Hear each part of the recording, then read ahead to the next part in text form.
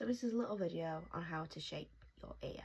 So you'll have a little circle, and this is technically the wrong side, but I like to leave a really long yarn tail when I do my magic circle for this next step.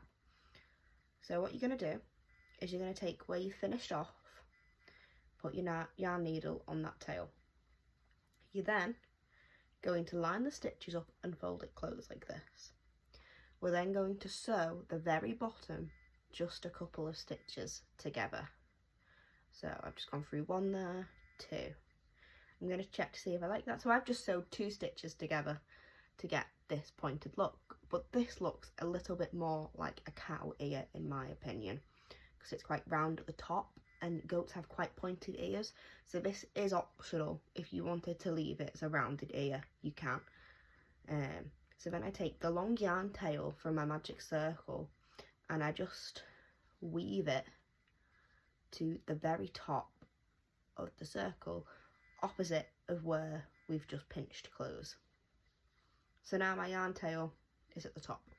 So what I'm going to do is I'm going to pinch it together again and make sure, try and line the stitches up just for a clean look. And all I'm going to do is I'm going to take this yarn tail and at the very top where the 2 stitches meet, I'm just going to do a couple of wraps around that here. And then, so I've just put my needle in and out a few times, and then all that does is it just creates a nice pointed look at the top.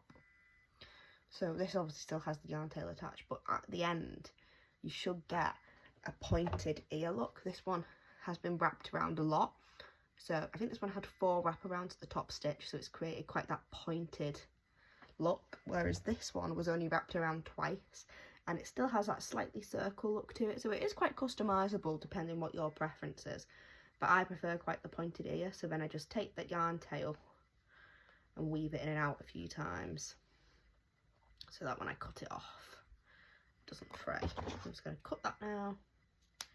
So now that is your completed goat ear, and as you can see you've got that nice pointed top and a nice little bottom, and then this is the side that we will crochet under the goat.